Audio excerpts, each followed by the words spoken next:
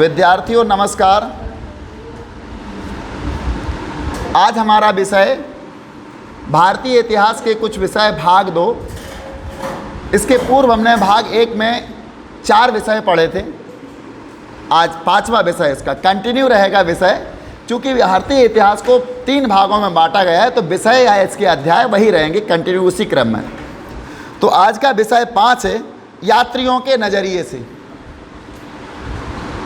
समाज के बारे में उनकी क्या समझ थी, वो यहाँ आए, समाज के बारे में उन्होंने क्या सोचा, क्या उन्होंने विचार किए, इस पर आज हम चर्चा करेंगे। और इनका जो काल था, जिस अवधि को हम पढ़ने वाले हैं, लगभग 10वीं से 17वीं शताब्दी, यानी कुल मिलाकर के 800 वर्ष का जो काल है उसके बारे में हम पढ़ेंगे। तो क्यों ना हम पहले यात्रियों के आने का उद्देश्य, उनके तरीके, इन चीज़ों पर हम थोड़ा सा ध्यान दें। इसके बाद हमारा पहला भारत का में उज्बेकिस्तान से आया हुआ यात्री अल-बिरूनी होगा, जिसने किताबुल हिंद नामक अपनी पुस्तक लिखी। उसमें पूरे भारत में जो उसने यात्रा की थी उस यात्रा का वृत्तांत लिखता है। हमारे समाज के बारे में उसका क्या नज़रिया था, क्या समझ थी, उस सबका वो वर्णन करता है। तो हम देखें यहाँ पर सबसे पहले हम यात्रियों के बारे में समझेंगे कि यहाँ यात्री क्यों आए, कैसे आए, क्या उनके उद्देश्य हुआ करते थे। महिलाओं और पुरुषों ने कार्य की तलाश में, महिला और पुरुष जो होते हैं कार्य की तलाश में। देखिए, मनुष्य बगैर कार्य के नहीं रह सकता है। कार्य नहीं करेगा तो उसका जीवन यापन कैसे होगा। तो महिलाओं और पुरुषों ने कार्य की तलाश में प्राकृतिक आपदाओं से बचाव के लिए, और प्रकृति जो आपदाएं लेती है, जैसे बाढ़ है, भूकंप है, महामारी है, अतिवृष्टि है, इत्यादि जो प्राकृतिक आपदाएं होती हैं, उनसे बचाव के लिए व्यापारियों, सैनिकों, पुरोहितों और तीर्थयात्रियों के रूप में या फिर साहस की भावना से प्रेरित होकर यात्राएं की। या तो मनुष्य ने व्यापारी के रूप में व्यापार करने के लिए यात्रा की, या सैनिकों के रूप में यात्रा की, या पुरोहितों और तीर्थयात्रियों के रूप में यात्राएं की। फिर या तो इस रूप से, या फिर साहस की भावना से प्रेरित होकर। क्या आपने कभी वास्को ड गामा का नाम सुना? कहाँ का था ये?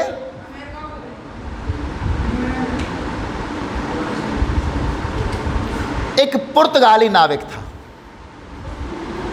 पुर्तगाली नाविक था ये, और ये पुर्तगाल में स्थित लिस्बन शहर का रहने वाला था। उस समय जब इसने यात्रा प्रारंभ की थी तो एक उपकरण था जिसका नाम था कुतुबनुमा। इसका काम होता था दिशा बताना। जब समुद्र में यात्रा करने लोग आते थे तो ये क्या करता था? दिशा बता। तो दिशा बताने वाला यंत्र का आविष्कार हो चुका था। चूंकि लोग नाविक पहले समुद्र में जाते थे तो दिशा भूल जाते थे, फिर पुनः अपने स्थान पर भी नहीं आ पाते थे। तो इस यंत्र ने यात्राओं को, समुद्री यात्राओं को सरल कर दिया। और उसमें इतना साहस था। समुद्र की यात्रा करना छोटी मोटी बात नहीं थी, बड़े साहस की बात थी। उस समय इतना कम्युनिकेशन नहीं था कि हम मदद बुला सके कहीं से। कोई ऐसी मदद आने की भी संभावना नहीं थी। इतने बड़े यंत्र या जहाज नहीं थे कि जल्दी हमारे पास आकर के मदद कर सके। समुद्र में लुटेरे और डाकू भी नाव लेकर घूमते थे। कोई मिल गया, रोक लिया और उसका सब कुछ माल छीन लिया। तो कुछ यात्री साहसी होते थे। ये साहस दिखाने के वास्ते समुद्र में यात्राएं करने निकल जाते थे और इतिहास भी रच जाते थे। तो कुछ साहस की भावना से प्रेरित होकर यात्राएं की। वे जो किसी नए स्थान पर जाते अथवा बस जाते हैं, निश्चित रूप से एक ऐसी दुनिया को समक्ष पाते हैं जो भूदृश्य या भौतिक परिवेश के संदर्भ में और साथ ही लोगों की प्रथाओं, भाषाओं, आस्था तथा व्यवहार में भिन्न होती है। वो जब यात्रा करके जाते हैं और जिस जगह पे वो बस जाते हैं या कुछ दिनों के लिए रुकते हैं, तो वहाँ ऐसी दुनिया पाते हैं जो उन्होंने कभी देखी नहीं है। ऐसे भूदृश्य पाते हैं, पृथ्वी के ऐसे दृश्य पाते हैं जो उन्होंने कभी देखे नहीं थे। कुछ प्रथाएं भी उन्हें अलग लगती हैं, भाषाएं भी अलग लगती हैं। अभी हम जिनकी चर्चा कर रहे थे, इंडिया में कितने कल्चर हैं, कैसे लोग हैं, सब कुछ वो देखते हैं यहाँ करके। तो हमारे यहाँ से भी लोग जाते हैं तो देखते हैं। तो यात्रियों का यही नज़रिया होता है, सबसे पहले वहाँ जा कर के देखना। भाषा कैसी है, लोगों का व्यवहार कैसा है। हम वैष्णो देवी के दर्शन करने जाते हैं तो जितने भी वहाँ हमें लोग मिलते हैं, चाहे वो ऑटो वाले हों या होटल वाले हों, रेस्टोरेंट वाले हों, प्रसाद बेचने वाली दुकानें हों, जिसके पास भी जाते हैं सबसे पहले जय माता दी। जैसे हम पहुँचे, जय माता दी भैया प्रसाद ले लो, जय माता दी भैया कहाँ चलोगे, जय माता दी भैया कितने रूम चाहिए। उनका यही है, आप ले लो ठीक है। अगर आपने कभी बारगेनिंग की, उन्होंने प्रसाद बताया आपको 150 रुपये का और आपने कहा नहीं हम तो 50 रुपये ही देंगे, तो उन्हें देना नहीं होगा तो आपसे कुछ नहीं कहेंगे, मुस्कुरा के आपसे कहेंगे जय माता दी, निकल जाओ। तो ये क्या है, हमने वहाँ की व्यवहार देखा, लोगों का व्यवहार। हम यात्री बन के गए थे ना वहाँ पर, तो हमने क्या देखा, व्यवहार। अगर आप तिरुपति जाते हो तो जय बाबा की बोलते हैं ना लोग वहाँ पर, एक वहाँ के लोगों का हमने व्यवहार देखा। हम जिस स्थान पर जाते हैं, जिस क्षेत्र में जाते हैं, वहाँ का भूदृश्य अलग होता है। वहाँ के पर्वतों को, वहाँ के वृक्षों को, वहाँ की झीलों को, तालाबों को, नदियों को निहारते हैं, और अब तो हम कैमरे में कैद करके भी ले आते हैं। तो यात्री भी यहाँ आए और उन्होंने जो भी यात्री यात्रा करने आए, उन्होंने जो भी नया नया देखा उसको अपने यहाँ, उस समय जब ये कैमरा और इत्यादि चीज़ें नहीं थी, तो वो एक डायरी में लिख लेते थे उसको, और लिखने के बाद उसको प्रकाशित करते थे। इनमें से कुछ इन भिन्नताओं के अनुरूप ढल जाते थे। जो लोग यहाँ आकर बस जाते थे तो वो देखते थे कि कुछ भिन्नताएं क्या है, वो उसी के अनुरूप ढल जाते थे, वो भी यही कहने लगते थे। देखा होगा आपने, जहाँ सनातनी लोगों का बाहुल होता है, हिंदू बाहुल होता है, वहाँ अगर एक दो किसी अन्य धर्म के होते तो वो उन्हीं के जैसे व्यवहार करने लगते हैं, उन्हीं के जैसा व्यवहार करने लगते हैं। और अगर कोई एकाध सनातनी व्यक्ति है और किसी अन्य संप्रदाय के बाहुल्य में पहुंच जाता तो वो उन्हीं के जैसा व्यवहार उसको करना पड़ता, क्योंकि जहाँ रह जाते वो उसी में फिर ढल जाते हैं।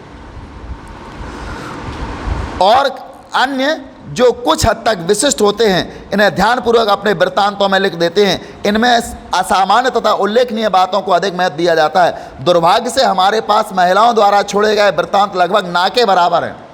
उस समय महिलाओं ने भी यात्राएं की, लेकिन जिन महिलाओं ने यहाँ पर यात्राएं की हैं, उन महिलाओं के द्वारा जो वृत्तांत छोड़े गए वो हमारे पास ना के बराबर है, बहुत कम है। हालांकि हम यह जानते हैं कि वे भी यात्राएं करती थी। सुरक्षित मिले वृत्तांतों अपनी विषय वस्तु के संदर्भ में अलग अलग प्रकार के होते हैं। यानी जो भी सुरक्षित वृत्तांत हैं अपनी विषय वस्तु के संदर्भ में अलग अलग प्रकार के होते हैं। कुछ दरबार की गतिविधियों से संबंधित होते हैं। कुछ राज दरबार में जाते हैं यात्री और दरबार की गतिविधियों को लिखते हैं कि एक राजा ऊंचे से सिंहासन पर बैठता था, वो न्याय का सबसे बड़ा अधिकारी होता था, वो निर्णय देने में विलंब नहीं करता था। इस प्रकार से जो भी उन्होंने यहाँ देखा उसको लिख देते थे। कुछ दरबार के बारे में लिखते थे, जबकि अन्य धार्मिक विषयों व स्थापत्य के तत्वों और स्मारकों पर केंद्रित होते थे। कुछ यात्री आते थे, यहाँ के धार्मिक विषयों के बारे में लिखते थे, या फिर यहाँ के स्मारक और भवन निर्माण जो कला है, स्थापत्य कला है, उसके बारे में लिखते थे। भवन कैसे होते थे, ऊंचे होते थे, एक मंजिल होते थे, ऊपर जाने के लिए सीढ़ियाँ होती थीं, गुंबद होता था, जो भी यहाँ होता था उसके बारे में लिखते थे। उदाहरण के लिए 15वीं शताब्दी में विजयनगर शहर के सबसे महत्वपूर्ण विवरणों में से एक हेरात से आए एक राजनयिक अब्दुल रज्जाक समरकंदी से प्राप्त होता है। यानी हेरात से आए थे राजनायक अब्दुल रज्जाक समरकंदी थे। इन्होंने लिखा विजयनगर के शहर के बारे में।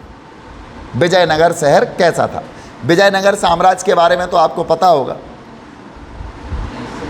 हरिहर और बुक्का ने इसकी स्थापना की थी, तो उसके बारे में इन्होंने लिखा था अब्दुल रज्जाक समरकंदी ने। कई बार यात्री सुदूर क्षेत्रों में नहीं जाते हैं। कई बार यात्री आते हैं, शहरी क्षेत्र से होकर लौट जाते हैं, सुदूर क्षेत्रों में नहीं जाते, जंगली क्षेत्रों में वो नहीं जाते। उदाहरण के लिए मुगल साम्राज्य में प्रशासनिक अधिकारी कभी कभी साम्राज्य के भीतर ही भ्रमण करते थे, कभी कभी तो वो साम्राज्य के भीतर ही भ्रमण करते थे और अपनी टिप्पणियां दर्ज करते थे। इनमें से कुछ अपने ही देश की लोकप्रिय प्रथाओं तथा जन वार्ताओं और परंपराओं को समझना चाहते थे। कुछ आते थे, इस देश की लोक वार्ताएँ, जन वार्ताएँ या परंपराओं को समझने का प्रयास करते थे। इस अध्याय में हम देखेंगे कि उपमहाद्वीप में आए यात्रियों द्वारा दिए गए सामाजिक जीवन के विवरणों के अध्ययन से किस प्रकार हम अपने अतीत के विषय में ज्ञान बढ़ा सकते हैं। इसके लिए हम 3 व्यक्तियों के वृत्तांतों पर ध्यान देंगे। अल-बिरूनी, जो 11वीं शताब्दी में उज्बेकिस्तान से आया था, पहला यात्री हो गया अल-बिरूनी, जो 11वीं शताब्दी में उज्बेकिस्तान से आया था। यहाँ हम 3 यात्रियों की बात करेंगे। नंबर 1 है अल-बिरूनी। अल-बिरूनी जी कब आया था? 11वीं शताब्दी, और ये उज्बेकिस्तान से भारत आया था।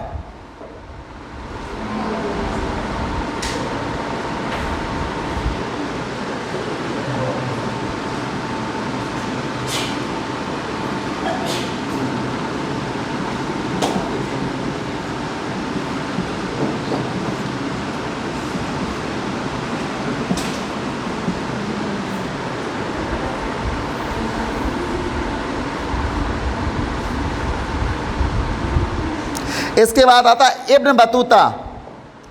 इब्न बतूता दूसरा यात्री, इब्न बतूता। ये कहाँ से आया था? ये 14वीं शताब्दी मोरक्को से आया था। कब आया था? 14वीं शताब्दी।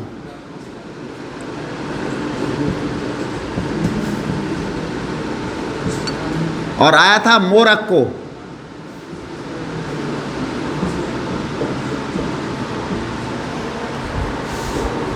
तीसरा आता है फ्रांसवा वर्नियर। फ्रांसवा वर्नियर तीसरा यात्री था। ये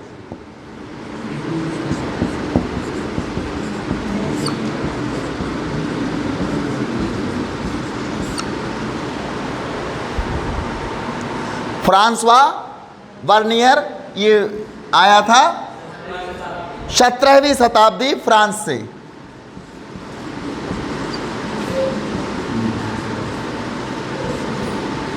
और कहाँ से आया था ये? फ्रांस से। तो हम 3 यात्रियों के बारे में देखेंगे। अब बात करते हैं अल-बिरूनी के उद्देश्य। अल-बिरूनी क्यों आया था यहाँ पर?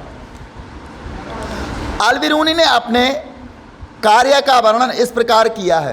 क्या लिखता है वो? उन लोगों के लिए सहायक जो उनसे हिंदुओं यानी धार्मिक विषयों पर चर्चा करना चाहते हैं, और ऐसे लोगों के लिए एक सूचना का संग्रह जो उनके साथ संबद्ध होना चाहते हैं। ये पूरी तरह से भिन्न सामाजिक तथा सांस्कृतिक पृष्ठभूमि से आने के कारण ये लोग दैनिक गतिविधियों तथा प्रथाओं के प्रति अधिक सावधान रहते थे। मतलब ये लोग यहाँ से आते थे, जहाँ से आते थे उनकी पृष्ठभूमि अलग होती थी, हमारी अलग होती थी, उनकी संस्कृति भी अलग होती थी, उनका कल्चर भी सब कुछ अलग होता है, रहन सहन व्यवहार सब कुछ उनका अलग होता है। वो ऐसी जगह से आते हैं, और हमारे यहाँ जब आते हैं तो हमारे यहाँ बहुत उसमें परिवर्तन पाते हैं वो।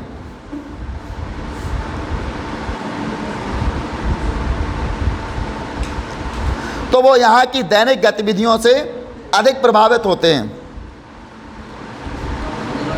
और प्रथाएं हमारे यहाँ की इनसे भी वो प्रभावित होते हैं। क्या प्रथाएं हैं, क्या गतिविधियाँ हैं, लोग कैसे एक दूसरे का अभिवादन करते हैं, कैसे लोगों को सम्मान देते हैं, सारी चीज़ों को वो देखते हैं।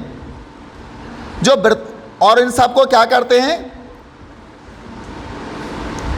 देशज लेखकों के लिए ये सभी विषय सामान्य थे जो वृत्तांतों में दर्ज करने योग्य नहीं थे। नज़रिए में उन्हें यही भिन्नता ही यात्रा वृत्तांतों को अधिक रोचक बनाती है। ये यात्री किसके लिए लिखते थे? जैसा कि हम देखेंगे, इस प्रश्न का उत्तर लगभग दृष्टांतों में अलग था। तो हम पढ़ेंगे अल-बिरूनी तथा किताबुल हिंद। अल-बिरूनी इसने कौन सी पुस्तक की रचना की थी? किताब उल हिंद। किताब उल हिंद। अल बिरूनी तथा किताब उल हिंद, इसने इसकी रचना की थी, किताब उल हिंद की। अल बिरूनी का जन्म आधुनिक उज्बेकिस्तान में स्थित ख्वारिज्म में सन 973 में हुआ था। उज्बेकिस्तान की राजधानी मालूम है आपको?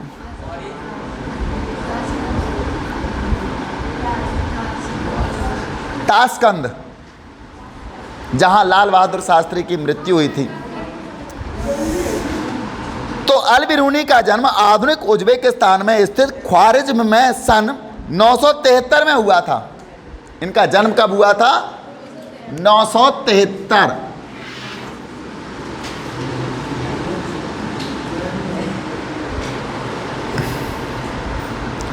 में हुआ था। कहाँ? ख्वारिज्म में, यही उज्बेक में सन 973।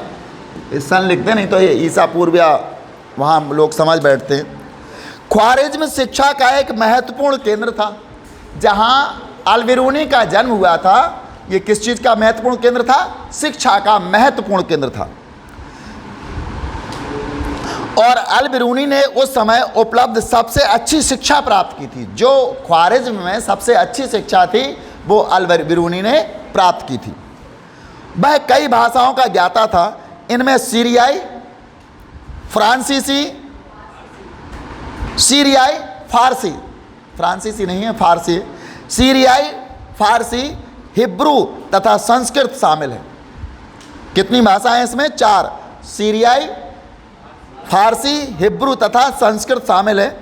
हालांकि यह यूनानी भाषा का जानकार नहीं था, पर फिर भी वह प्लेटो तथा अन्य यूनानी दार्शनिकों के कार्यों से पूरी तरह परिचित था। यानी अल बिरूनी यूनानी भाषा का ज्ञाता नहीं था, उसको जानता नहीं था, लेकिन इसके बावजूद भी प्लेटो, जो प्लेटो दार्शनिक था यूनानी भाषा का, तथा अन्य यूनानी दार्शनिकों के कार्यों से पूरी तरह परिचित थे, जिन्हें उसने अरबी अनुवादों के माध्यम से पढ़ा। सन 1017 में ख्वारिज्म पर आक्रमण के पश्चात सुल्तान महमूद यहाँ के कई विद्वानों तथा कवियों को अपने साथ अपनी राजधानी गजनी ले गया। अब तो यहाँ बात विचित्र हो जाती है।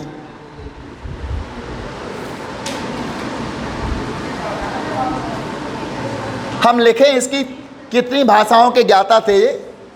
4 भाषाएं।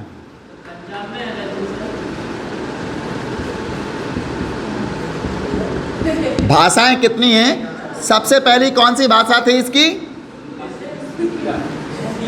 सीरियाई। सीरियाई है ना? फारसी, हिब्रू,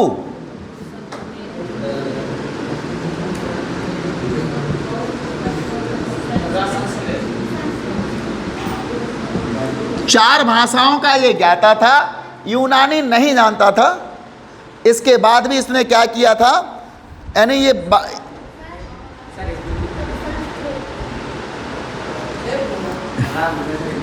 यूनानी भाषा नहीं जानता था। इसके बाद भी यूनानी दार्शनिक प्लेटो या अन्य यूनानी दार्शनिकों के विचारों को इसने पढ़ा, और पढ़ने के पश्चात इसने क्या किया, उनको समझा, उनका अनुवाद अपनी भाषा में किया। सन 1017 की बात है। सन 1017 उज्बेकिस्तान पर हमला हुआ, यानी ख्वारिज्म पर हमला हो गया। चूंकि ख्वारिज्म में इसका जन्म हुआ था, तो ख्वारिज्म में जैसे ही हमला हुआ तो उसमें आक्रमण के समय सुल्तान महमूद, यानी यहाँ के ख्वारिज्म के सुल्तान थे महमूद, यहाँ के कई विद्वानों को, जैसे हमने देखा है जब कुछ विपत्ति आती है तो हम अच्छी अच्छी चीज़ें लेके भाग जाते हैं। आपके घर में अचानक बाढ़ का पानी घुसे और आपको ये लगने लगे कि अब यहाँ रहना मुश्किल नहीं है, सब नष्ट हो जाएगा, तो आप सबसे पहले अच्छी अच्छी चीज़ें अपने मोबाइल पहले उठाओगे, फिर उसका चार्जर उठा के रख लोगे।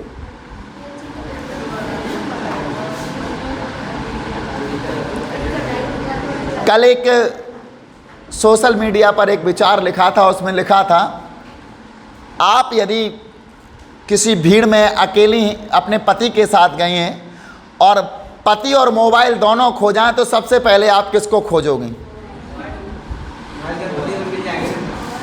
तो जवाब यही था मोबाइल को, क्योंकि मोबाइल से पति मिल जाएंगे।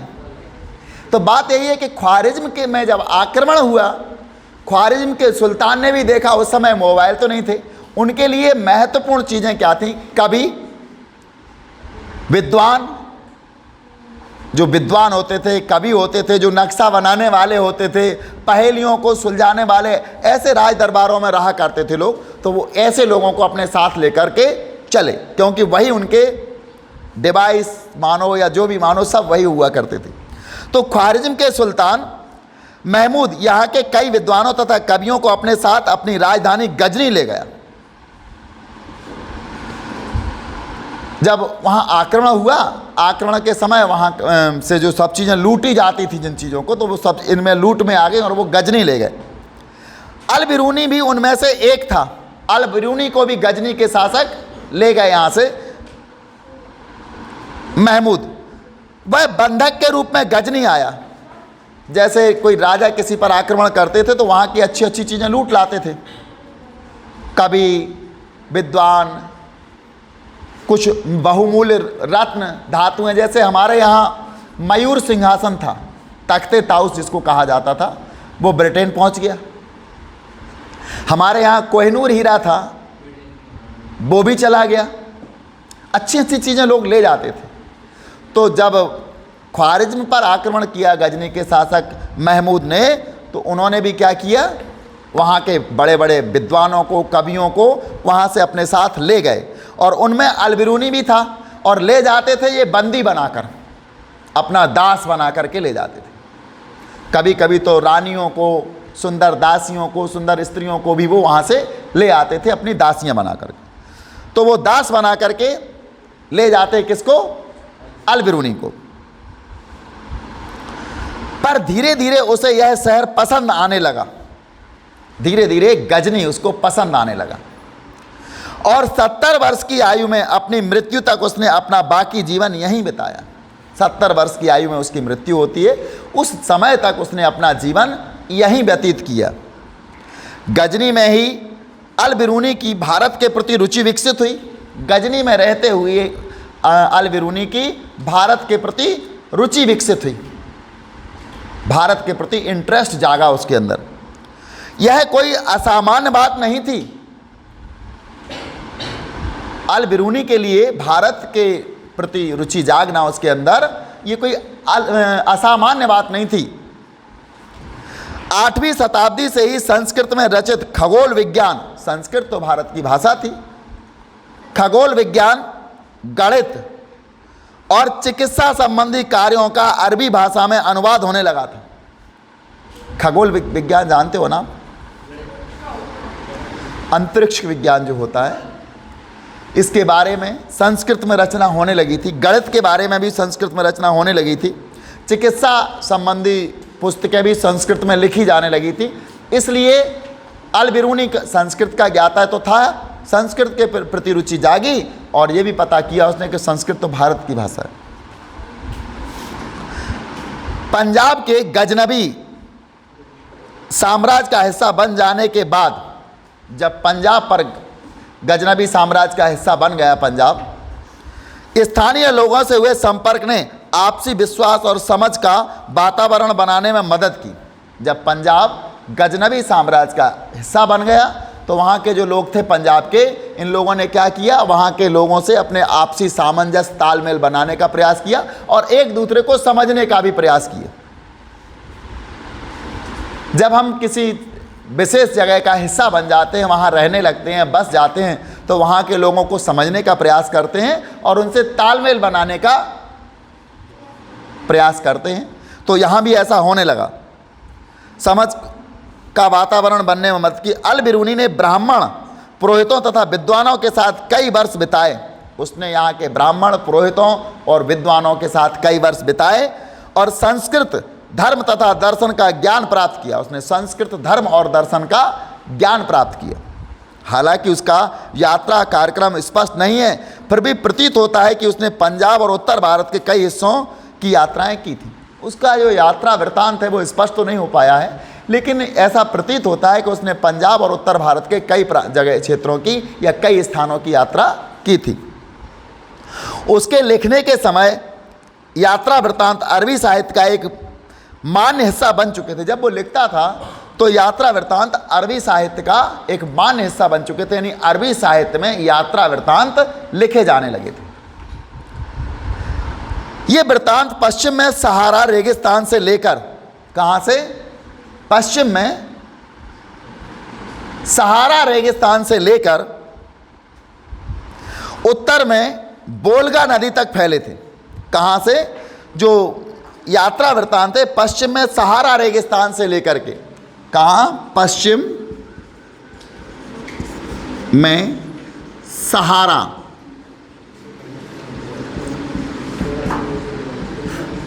रेगिस्तान से लेकर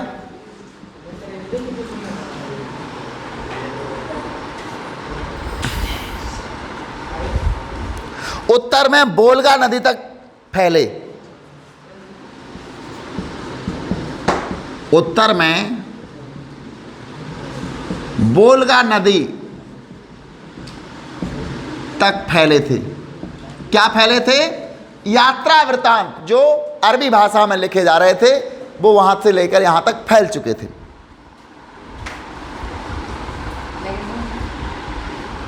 इसलिए हालांकि 1500 ईस्वी से पहले भारत में अल बिरूनी को कुछ ही लोगों ने पढ़ा होगा। 1500 ईस्वी थी, उस 1500 ईस्वी तक अल बिरूनी को भारत में कुछ ही लोगों ने पढ़ा होगा। भारत से बाहर कई अन्य लोग संभवतः ऐसा कर चुके थे, भारत के बाहर के लोग पढ़ चुके थे। किताब उल हिंद, हम यहाँ 1.2 पढ़ेंगे। किताब उल हिंद जो कि अल बिरूनी द्वारा लिखित ग्रंथ या पुस्तक है, अरबी में लिखी गई अल बिरूनी की कृति किताब उल हिंद कौन सी भाषा में लिखी है? ये इसको हाँ बिल्कुल हाईलाइट कर लेना। किताब उल हिंद किस भाषा की पुस्तक है और लिखा है अल बिरूनी ने।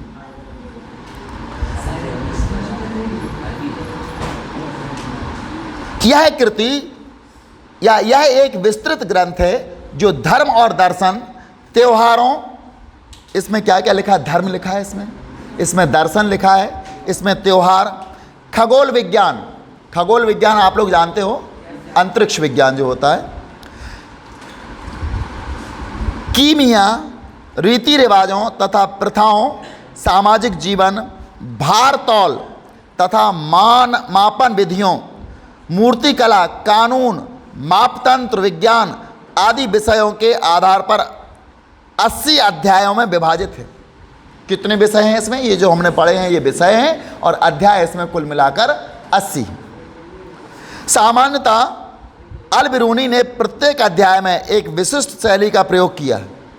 80 अध्याय जो उसने लिखे हैं, 80 अध्यायों में उसने हर अध्याय में एक विशिष्ट शैली का प्रयोग किया है। स्पेशल उसमें शैली है, हर अध्याय में अलग अध्याय अलग शैली, जिसमें आरंभ में एक प्रश्न होता था, उसके अध्याय के प्रारंभ में एक प्रश्न होता था, फिर संस्कृतवादी परंपराओं पर आधारित वर्णन और अंत में अन्य संस्कृतियों के साथ एक तुलना। आज के यानी पहले प्रश्न होता था, फिर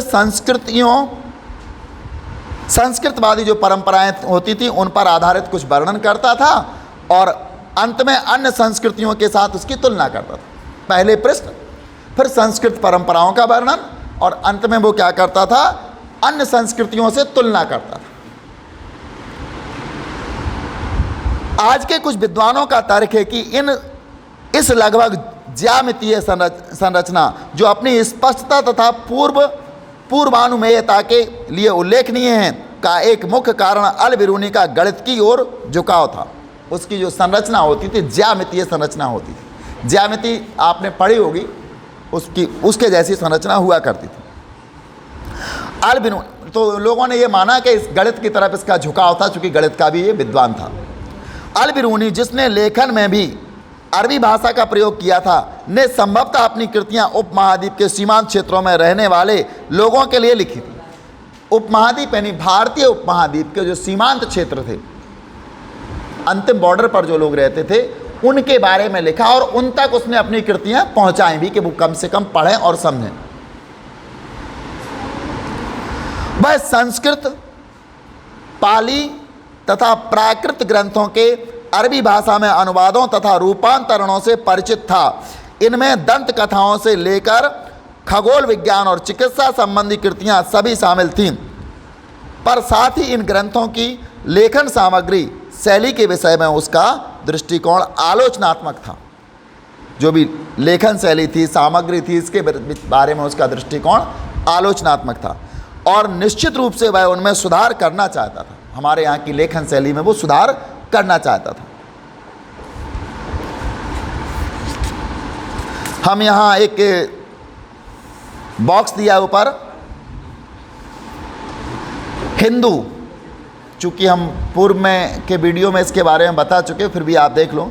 हिंदू शब्द लगभग 6ठी और 5वीं शताब्दी ईसा पूर्व में प्रयुक्त होने वाला एक प्राचीन फारसी शब्द, जिसका प्रयोग सिंधु नदी यानी इंडस के पूर्व के क्षेत्र के लिए होता था, से निकला था।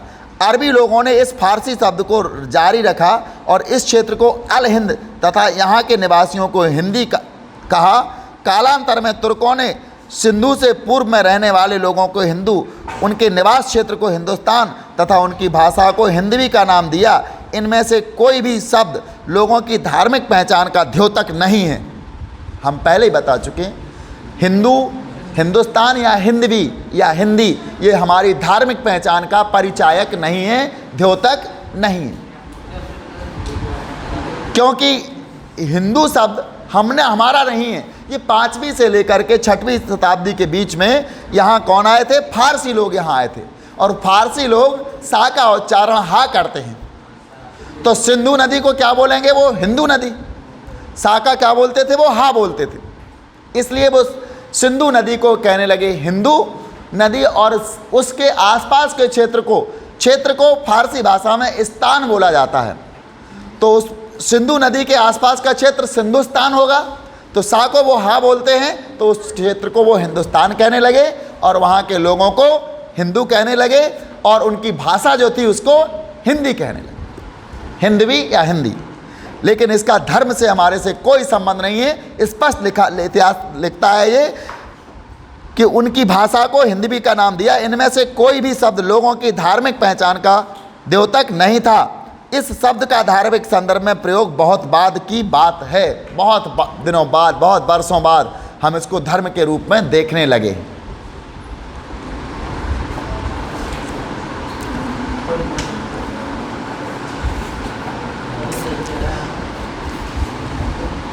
एक स्रोत यहाँ हमें दिख रहा है। स्रोत दो है घोंसले से निकलता पक्षी। इस पर हम ध्यान डाल दें। यह रेहला से लिया गया है। रेहला, इब्न बतूता का रेहला। इब्न बतूता ने लिखा है रेहला नामक ग्रंथ। अल बिरूनी का कौन सा था? किताबुल हिंद। अल बिरूनी का ग्रंथ था किताबुल हिंद, और इब्न बतूता का है रेहला। इसको याद रखना। घोंसले से निकलता पक्षी, ये स्रोत है। यह रेहला से लिया गया एक उदाहरण है। अपने जन्म स्थान तंजीयर से मेरा प्रस्थान गुरुवार को हुआ। कौन कह रहा है ये? Ibn Battuta. कहाँ से निकला था ये? तंजीयर से मेरा प्रस्थान गुरुवार को हुआ। मैं अकेला ही निकल पड़ा, बिना किसी साथी यात्री या कारवां के। कारवां जानते हैं? जो हमारे साथ चलने वाले लोग होते हैं, 50, 100, 200 गाड़ियाँ, घोड़े, जो भी, वो सब कारवां कहलाते। तो यात्री या कारवां के जिसकी टोली में मैं शामिल हो सकूं, लेकिन अपने अंदर एक प्रतिभा, अधिप्रभावी आवेग है, और इन प्रसिद्ध पुण्य स्थानों को देखने की इच्छा से लंबे समय से मेरे अंतःकरण में थी से प्रभावित होकर इसलिए मैंने अपने प्रियजनों को छोड़ जाने के निश्चय को दृढ़ किया और अपने घर को ऐसे ही छोड़ दिया जैसे पश्चिमी अपने घोंसले को छोड़ देते हैं। उस समय मेरी उम्र 22 वर्ष थी। इब्न बतूता 1354 में घर वापस पहुंचा, अपनी यात्रा आरंभ करने के लगभग 30 वर्ष बाद। यानी कि जब वो निकला था और निकल के जब वो पहुंचा 1354 में, तो उस 30 साल बाद वापस हुआ। 30 साल की उसने यात्रा की थी इब्न बतूता ने, और इस दौरान उसने रहला लिखा है। रहला उसकी पुस्तक का या ग्रंथ का नाम है।